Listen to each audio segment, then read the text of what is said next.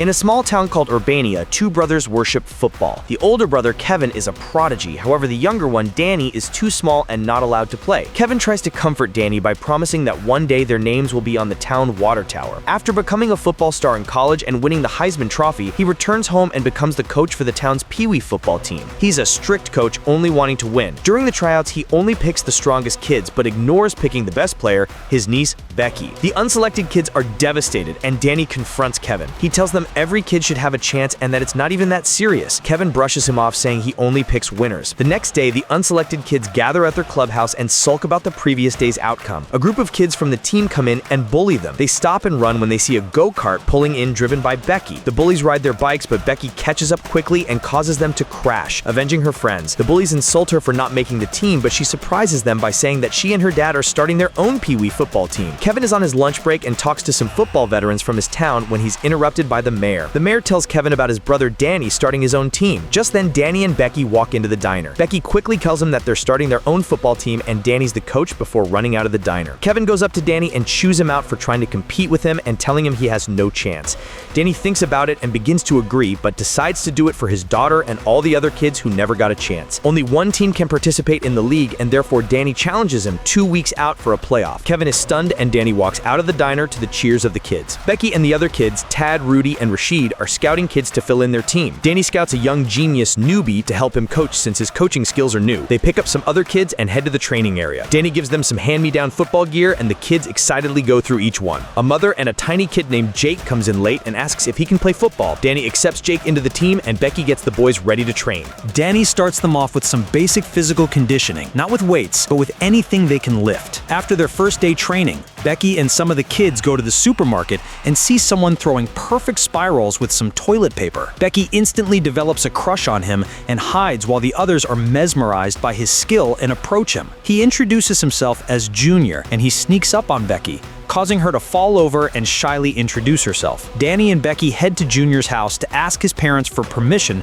to join their team. They head to the door and Becky hides because of her crush on him. Danny peeks through the window and sees that Junior's mom, Patty, was someone he had a crush on too when he was younger, and joins Becky in hiding. Becky rings the doorbell and runs off, leaving Danny to fend for himself. Patty opens the door. After seeing that it's Danny, she excitedly invites him in. Junior joins the team and becomes their new quarterback. During training the next day, Junior throws perfect spirals, but unfortunately, no one can catch them. Danny teaches them the concept of a huddle. Junior calls out the play, but then the kids start to argue because all of them want the ball, ending the huddle with a fight. The team makes little progress and Danny adapts to the kids' skill level. Danny holds a team dinner at his house, inviting the parents of the players. They name themselves the Little Giants. The parents appreciate Danny for including their kids and giving them a chance. Even Patty admires Danny. Kevin hears about Junior's skills and begins to investigate. Kevin begins plotting to steal Junior from Danny, but Newbie spots them and reports to Danny. Danny calls the cops and lies, telling them that Kevin is spying on little kids in his underwear. Shortly after, the cops come and arrest him. Kevin is furious and declares war. Both Danny and Kevin's team begin training furiously. Danny's team begins to make progress, even mastering the basics.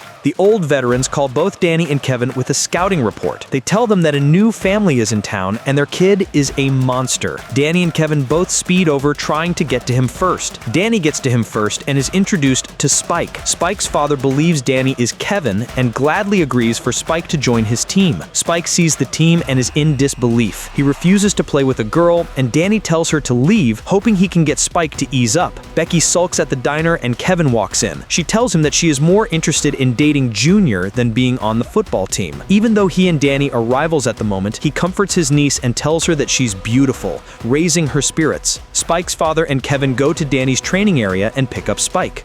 Spike is officially moving to Kevin's team, and Spike's father calls Danny out for lying to him. The pressure of Spike leaving and the game day approaching affects the team. They start throwing insults to each other and all walk off. Tad rides back home when a bus pulls up next to him. John Madden steps out and asks him for directions. Tad goes back to the guys and shows them who he ran into: Emmett Smith, Bruce Smith, Tim Brown, and Steve Ettman. The team is starstruck at the NFL players and they begin receiving one-on-one training from the professionals. Even Madden talks to Newbie about plays that they can use. Before they leave, John Madden tells them that he can even win a Super Bowl with players that nobody wanted by sticking together, giving the team the motivation to play in the big game the next day. day. Becky does some thinking at the lake when Junior shows up. She flirts with him and realizes that she has no chance with him unless she becomes a cheerleader. That night, she goes to Kevin's house to talk to his daughter about becoming a cheerleader for the game. She tries to sneak her way past Danny practicing in the mirror, but gets caught. He encourages her to get rest for the big game, but she argues with him, saying he's too focused on beating Kevin instead of worrying about his daughter. He throws the box she was carrying and runs to her room. He sees the cheerleading outfit and realizes that Becky wants to be more like a girl and that she's right. He delivers her outfit to her room, allowing her to make her own choice for tomorrow's game. The team has some last-minute training in their homes before the big game, hoping that even a little bit will give them the advantage. The day of the big game finally comes and the whole town is excited to watch. Both teams get riled up for their chance to show off. Danny's team feels invincible until Becky comes to the locker room wearing a full cheerleader's outfit. Everybody is stunned and gives up. Danny even shows them their uniforms, but the team is still pessimistic. Danny and Kevin meet up for the coin toss, and Kevin's Cowboys win, beginning the game. The Little Giants start the kickoff, but the kicker misses the ball and kicks the holder, Johnny, in the nuts. Spike is proving to be the best player on the Cowboys, requiring many people just to tackle him. The Cowboys score the first touchdown easily by being stronger physically. The Little Giants barely make any progress, and shortly after, the football is back in the Cowboys' possession. They try their best, but they can't stop Spike. They finish the first half 21-0 with the Cowboys in the lead. In the locker room, the Little Giants are ready to give up and refuse to play the rest of the game. Danny understands them and tells them a story. When he was a kid, Kevin would beat him in a bike race every day, but there was one time he beat him. Everybody tells their own story of when they did the impossible, and their spirits get lifted. After leaving the locker room, the Little Giants become a whole new team and finally gain 1 yard.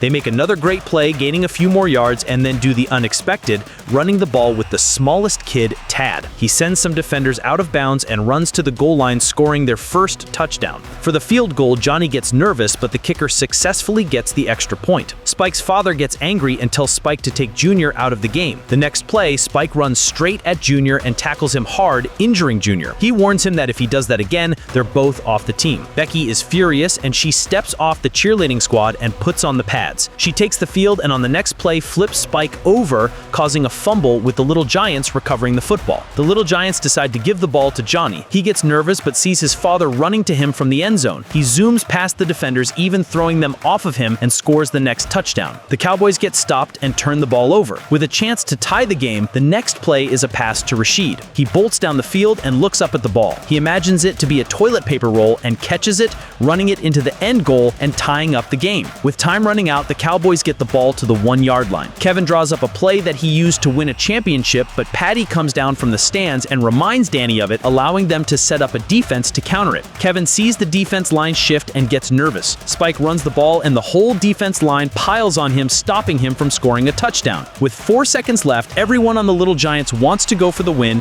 and Junior gets back in the game too. After the hike, Junior sets the ball on the ground and fakes giving the ball to Becky. The Cowboys chase Becky and tackle her, but are surprised that she doesn't have it. Rudy grabs the ball and runs, but gets taken down. He makes a lateral pass to Junior, and then he makes another one to Jake, allowing him to score the winning touchdown. The whole town erupts into cheers. Danny and Kevin shake hands, and Kevin admits his defeat. Danny offers to combine the teams so that both teams can play in the Pee Wee League, and Kevin accepts. Danny also asks for one more thing: to have both of their names on the water tower.